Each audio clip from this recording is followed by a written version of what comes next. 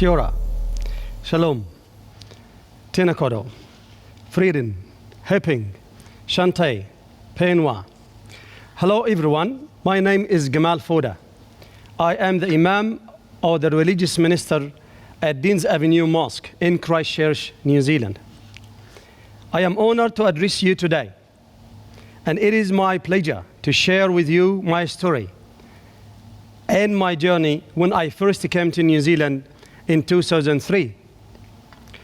I went to Al-Azhar University in Cairo, Egypt. I studied Islamic theology and graduated in 1998. For 2 years, I worked as an imam or religious minister in the Ministry of Religious Affairs in Egypt. Then the president of the Muslim Association of Greater Rockford in Illinois in the USA came to know about me from a friend who visited the USA. He called me in Egypt to see if I will agree to become an imam in their mosque in Rockford. The congregation of that Islamic center interviewed me after one of the Ramadan night prayers in the USA time. It was early morning in Egypt. The interview went very well, and they decided to offer me the job. Few days later, the president of the association flew to Egypt and came to my village to visit me, and we went together to the Minister of the Religious Affairs in Egypt to actually get the approval and finish the process and probably get a visa to the USA. Unfortunately, this was directly after September 11th attack in New York. It was early 2002. The Egyptian officials told us that it is not safe to send such a young man to the USA. Instead, they said they were going to send me to one of the safest countries in the world. It was New Zealand. We all thought it would be safe. I searched the internet about New Zealand, and unexpectedly, I found it in the bottom of the world.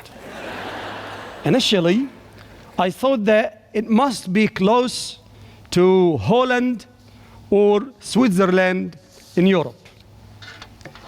I got really disappointed because I am going to be sent to a country in the bottom of the world, which is very, very far away from my home country.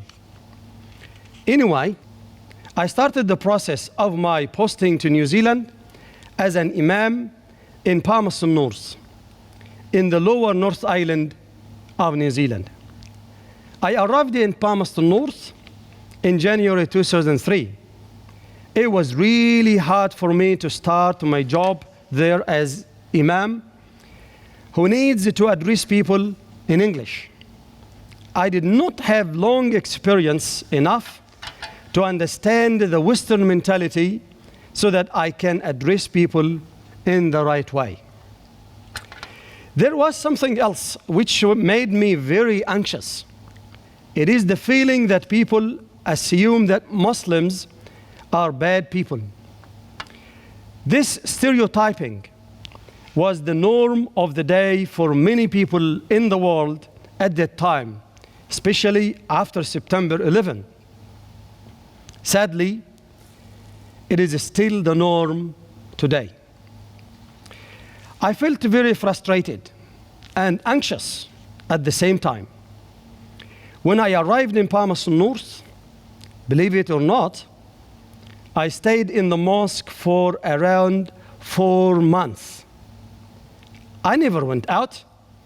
Frankly speaking, I was so scared to go out and meet people out there.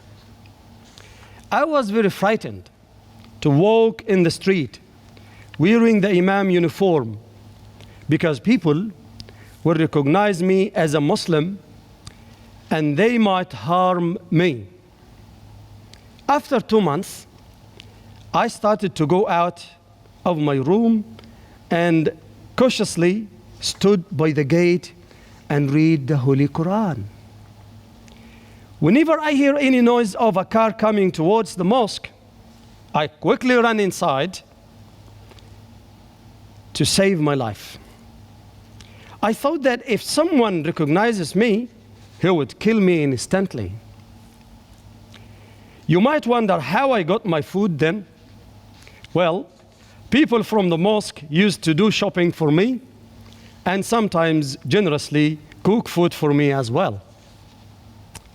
One day I said to myself, let me wear a shirt and trousers so that people cannot recognize me as Imam. The first person I met in the street approached me and said, "Hello, bro." I asked myself, what is this man saying? Later on, I asked a person in the mosque who lived in New Zealand for quite some time about what that man said. And my friend told me that this is a short form of "Hello, brother." I said to myself, this is nice. People here must be very peaceful then. Ladies and gentlemen, on the 15th of March, 2019, a terrorist walked into our mosque when I was delivering my Friday speech. One of our worshippers went up to the man and said, "Hello, brother." The terrorist killed him in cold blood, along with other 51 people. He wounded 47 more. On March 22nd, 1 week after the 15th of March terror attack, I addressed thousands of people in Hagley Park and said, hate will not divide us and love will redeem us. A week later, I visited Berlin Wall and the checkpoint Charlie, which was a crossing point between East Berlin and West Berlin during the Cold War. I paid a historic visit to the biggest synagogue in Berlin, where I addressed some students and preachers. I told them that Muslims and Jews are siblings to each other. The Jews felt the pain of discrimination by Nazis. Now, Muslims are passing through the same path of agony and disgrace. After September 11, when many countries participated in the war on terror, Islam and Muslims have frequently been treated as public enemies, and hate speech against them has been widely normalized. People assume that Muslims and Jews are enemies, but we are not. Judaism and Islam and Christianity are religions from God. And God told us to love each other and to work together for the benefit of the people around us. Religion is there for people to learn how to love. It is not there to build a wall between you and the people around you. Islam, as many other religions in our world, teaches us to love each other and to care about each other and for each other. Any religion that teaches violence is not from the true God who created you and me. Because God loves us. He created us. He cares for us.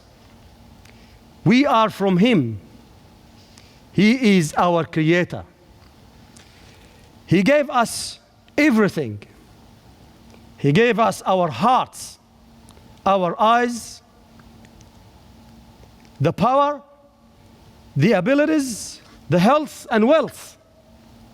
Everything we enjoy is from God. And it is His wisdom to make us different from each other in color, in language, and beliefs, so that we can enjoy this earth together. If you want to be a doctor, and I want to be a doctor, and everyone wants to be a doctor, who is going to be a teacher, or a builder, or a hairdresser? If everyone wants the same tomato, we end up killing each other for a tomato. But it is up to us. We need to make good choices, to work with each other, and to cooperate with each other, and to care for each other. Though we are different, but we can still enjoy each other and love each other. New Zealand and the New Zealanders have set a role model for the world to emulate in peace and harmony among its people. New Zealanders must retain and strengthen this beautiful image. We are very proud that we are together. We are not broken. We have taught the world how to care for and love our people.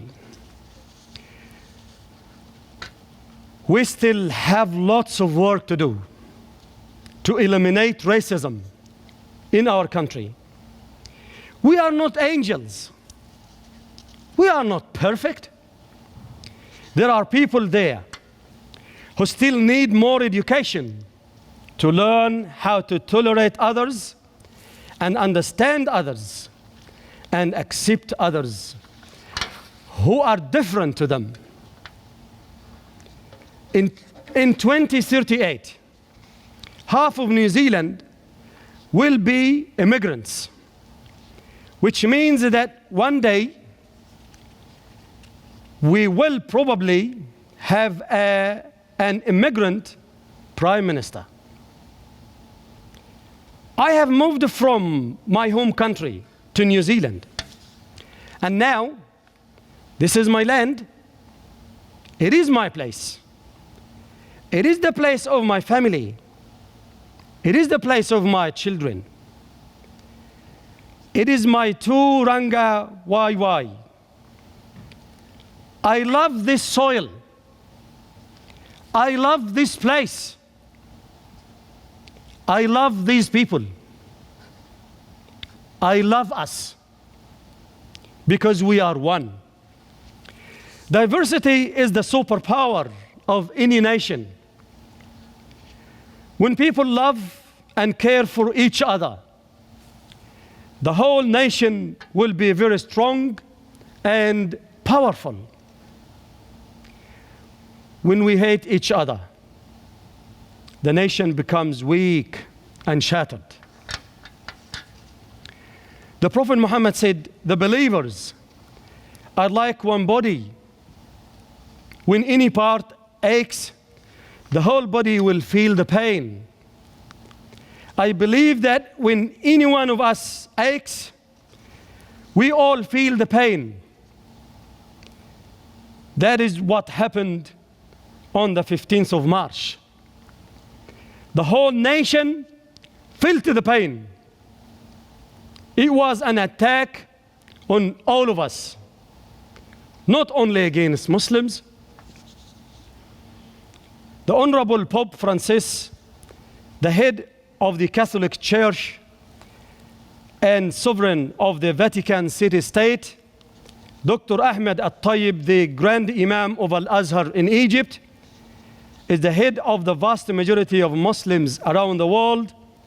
They together signed a historic document on human fraternity for world peace and living together. In this document, they invited all people of goodwill, believers and non-believers, to reconciliation and fraternity. They appealed to every upright conscience to reject violence and blind extremism. They reminded us of the greatness of faith in God that unites divided hearts and elevates the human soul. And they declared that God has created us to understand one another, cooperate with one another, and live as brothers and sisters who love one another. We have been through terrible things in this country.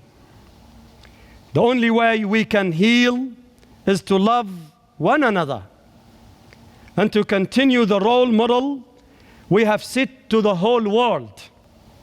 Hate will not divide us if love unites us. Thank you.